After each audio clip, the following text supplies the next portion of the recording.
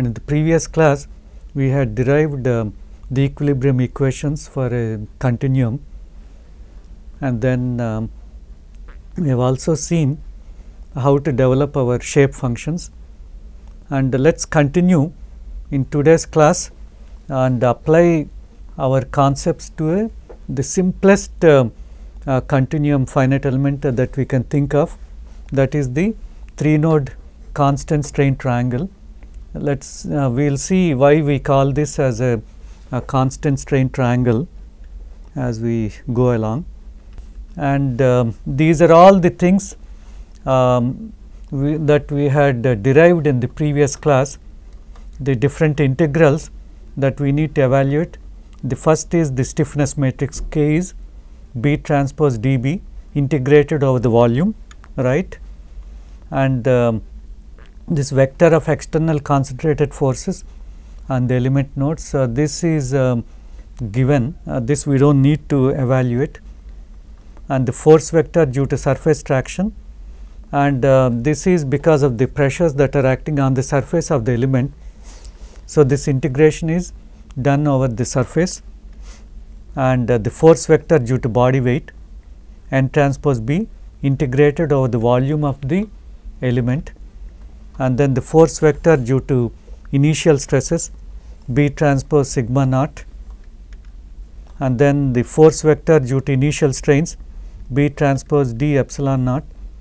And actually this is what we do not normally consider in geotechnical engineering, because it is not possible to define the initial strains, but we can define the initial stresses because we can do some measurements. Okay. And the force vector due to the surface traction is N transpose T ds. This is the N transpose is N is N1 0, N2 0 and so on, that has 2 rows and 6 columns, and then N transpose will have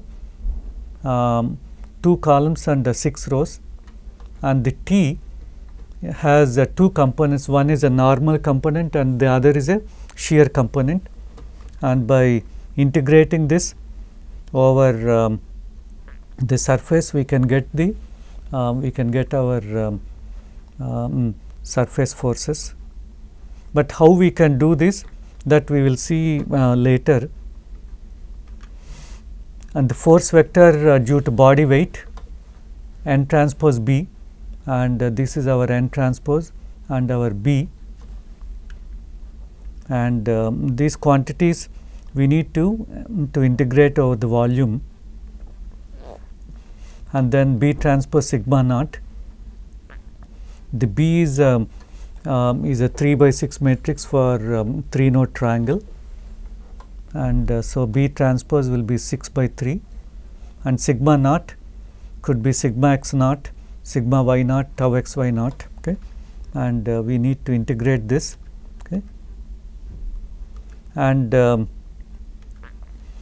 the simplest 2-dimensional finite element is 3-node triangle, and this is called as the constant strain triangle because the strains within the element are constant, and this particular element, the 3-node triangle, is extensively used in the initial days of finite element analysis by the aeronautical industry, space and automobile industry.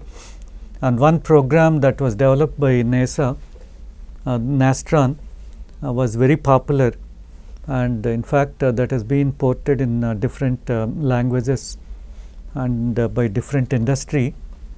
Okay. And the 3-node triangle became very popular because it is easy to program, and the computations are also very easy, that we will see in today's lecture.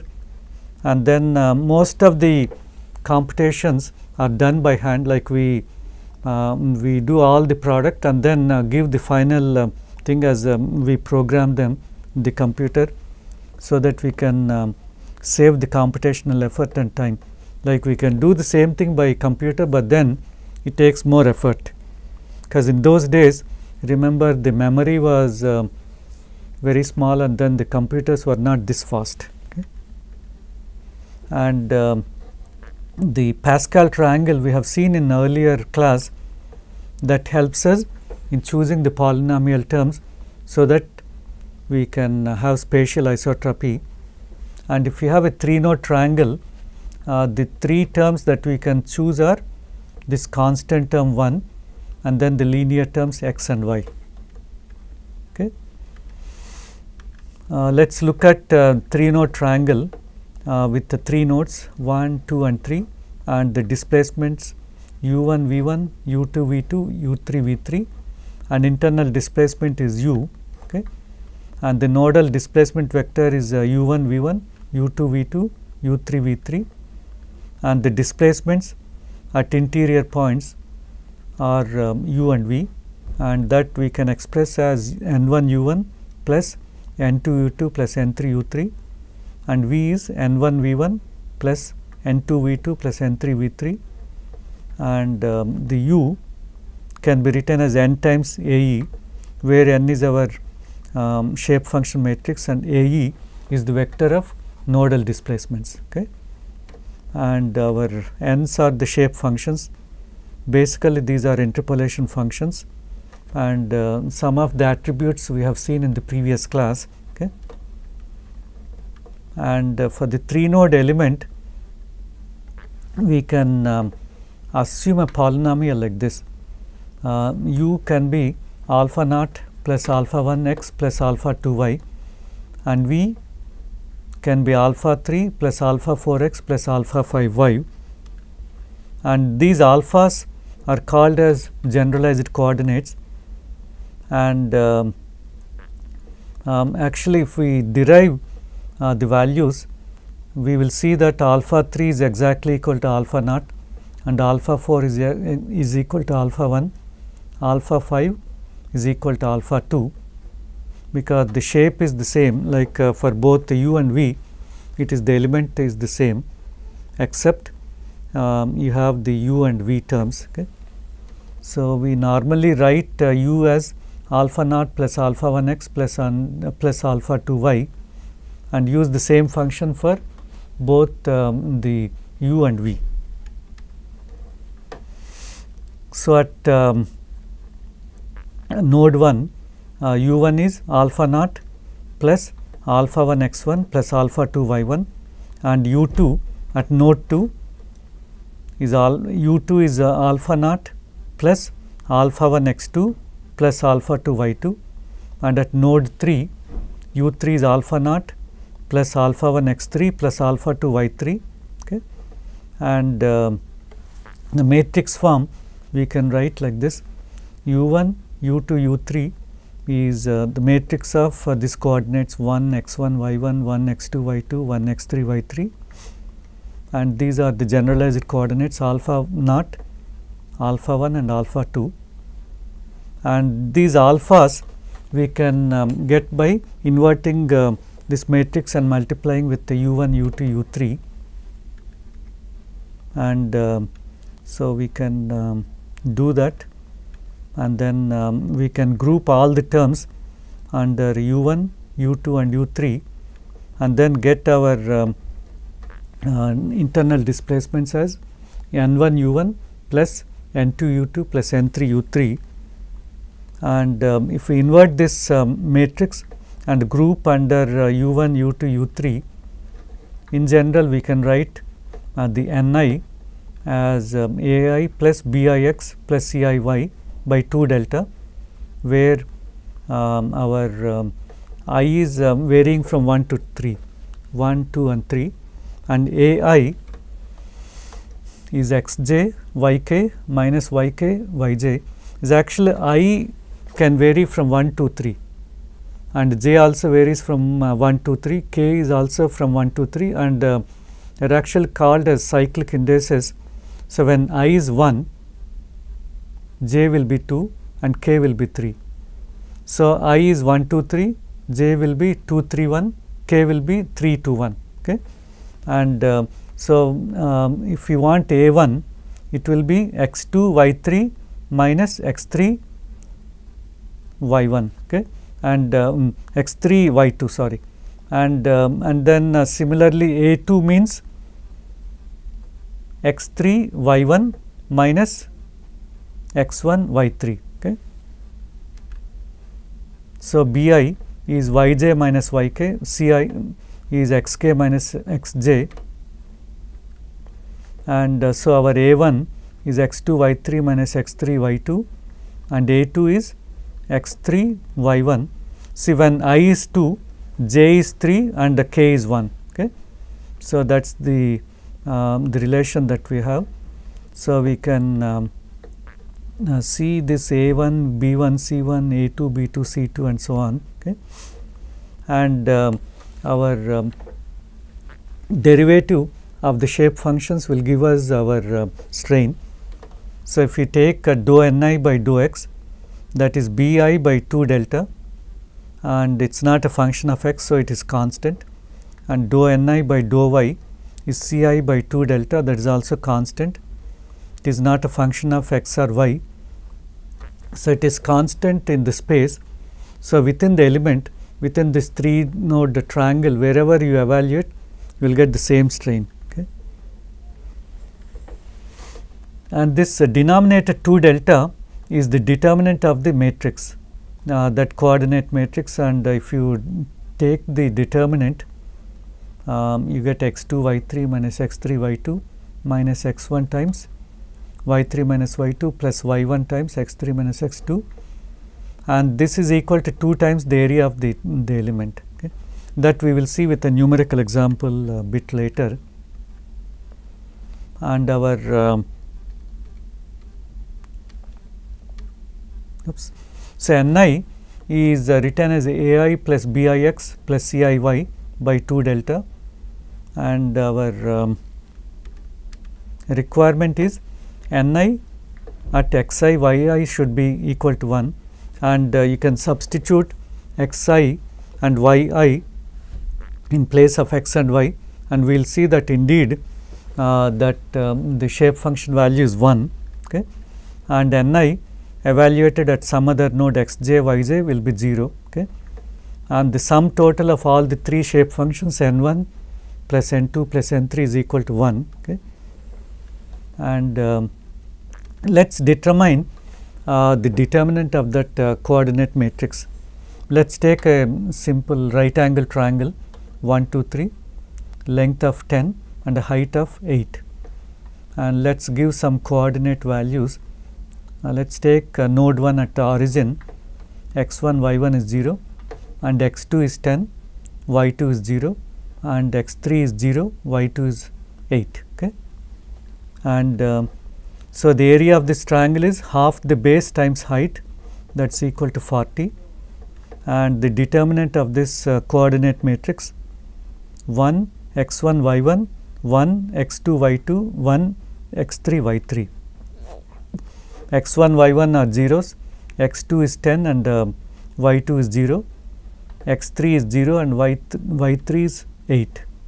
So this is the determinant, that is 80, that is equal to twice the area of the triangle, and this is with anti-clockwise numbering, that is node 1, node 2, node 3. This is called as anti-clockwise. We are going from x to y in the anti-clockwise direction, and let us consider what happens if you have a clockwise numbering 1, 2 and 3. So our x1 is 0, y1 is 8, x2 is 10, y2 is 0, and node 3 is at origin, x3 and y3 are zeros, and the determinant of the coordinate matrix 1 x1 y1, 1 x2 y2, 1 x3 y3, that comes to minus 80. Previously we had 80 plus 80 for anti-clockwise numbering, but when we numbered the nodes in the clockwise manner, we get a negative value, and the determinant is actually related to the area of the element. So we want a positive value because obviously our area cannot be negative. So if the nodes are numbered in the anti-clockwise direction, automatically the determinant we see is a positive quantity, but if we number the nodes in the clockwise direction, we get a negative value, and to make it as a positive value, then we need to write it as minus of the determinant. That is, minus of minus 80 will be plus 80, and that adds an additional computation which adds to the time. And because we may be having millions of elements in our mesh, and so to save the time, upfront we can number the nodes in the anti-clockwise direction rather than the clockwise direction, so that we can at least save that much time. So the B matrix for the plane stress and plane strain elements for the 3-node triangle will be like this: 3 rows corresponding to 3 strains, and 6 columns corresponding to 6 degrees of freedom, and our dou n by dou x is bi by 2 delta, and dou n1 by dou ni by dou y is ci by 2 delta. So our B is 1 by 2 delta, B1 0, B2 0, and so on. Okay, and the B and the C, they are absolute constants. So our all the terms within the B matrix are constant. So the strain is also constant, and our equation for the stiffness matrix K is integral B transpose dB dV, and our B is constant, and if we assume homogeneous material, D is also constant. So we can bring out B transpose dB out of the integral and write K as integral of B transpose dB multiplied by integral dV, and this is equal to volume of the element, and the volume of the element is area of the element, that is the determinant divided by 2 multiplied by thickness. See, for the plane stress there is a thickness, and for a plane strain it is a unit value. So for the plane stress case, the volume is area of the element multiplied by thickness of the element, and volume of the plane strain element is area of the element multiplied by 1. Okay,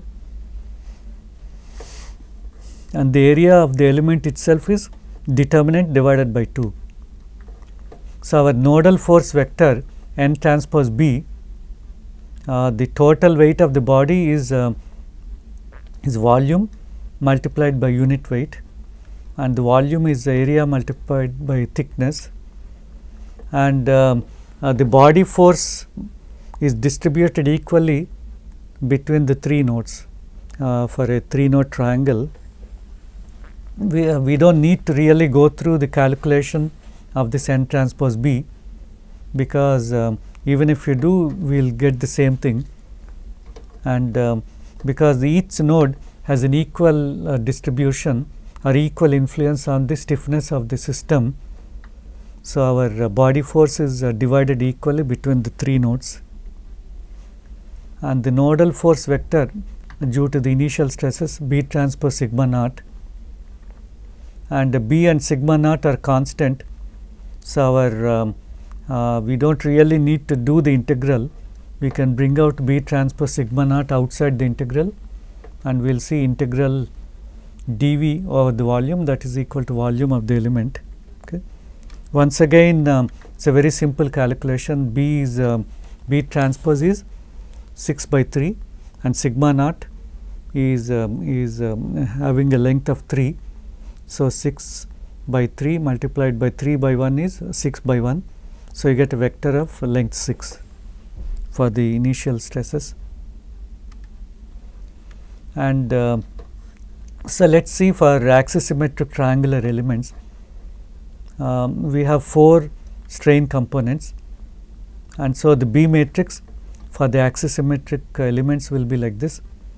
The first 3 rows are familiar: B by 2 delta, 0 and so on, 0 by C by 2 delta, and the third row C by 2 delta and B by 2 delta, and the fourth row is corresponding to epsilon theta, that is n by r, okay, n1 by r 0, n2 by r 0, n3 by r 0, okay, and our ni is ai plus bir plus Cij by 2 delta, and the first 3 rows are constants as we have seen with plane stress and plane strain.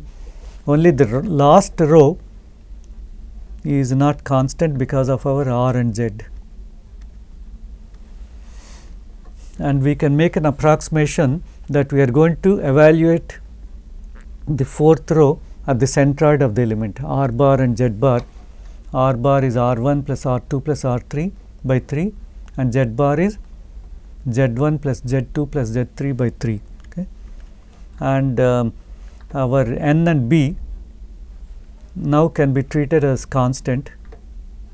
Okay.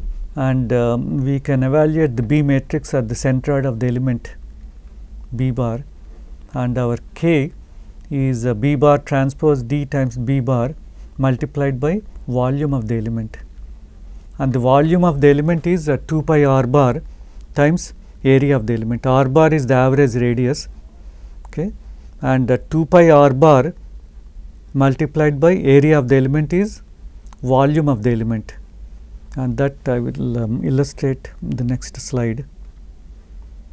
And so in the early finite element programs, see this entire 6 by 6 matrix, the programmers used to do multiplication by hand and then give all these 36 terms directly into the computer program, so that we can reduce the load on the computer, because that was how the programs used to be developed. But now we don't do that, because the computers have huge memory and they are also very powerful. Okay. So let's see what exactly we mean by the volume. So we have this cylinder having a radius of R and a height of h.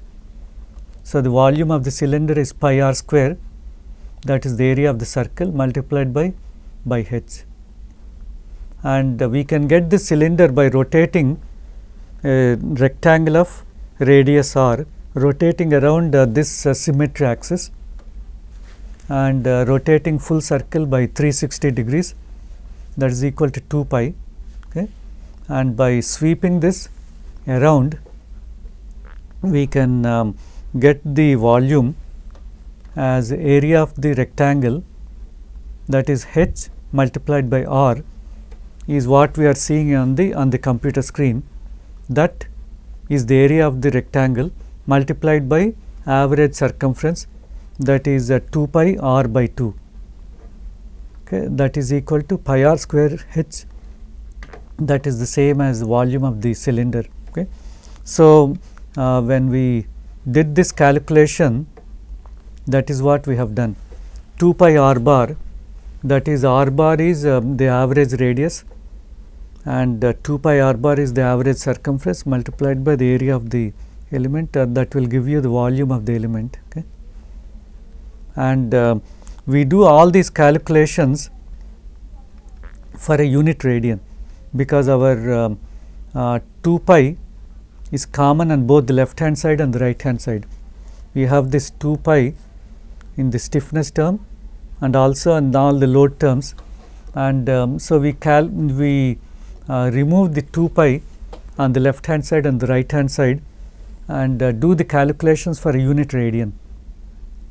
So all our calculations for the axisymmetric case, they are done for a unit radian, not for the full circle 2 pi r, but we do only for the this r theta, okay, where theta is 1. Okay.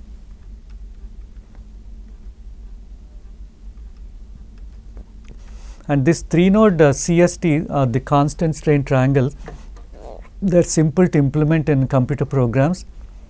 The shape functions and the stiffness coefficients are directly evaluated without much effort, and faster calculations due to direct derivation of the stiffness matrices.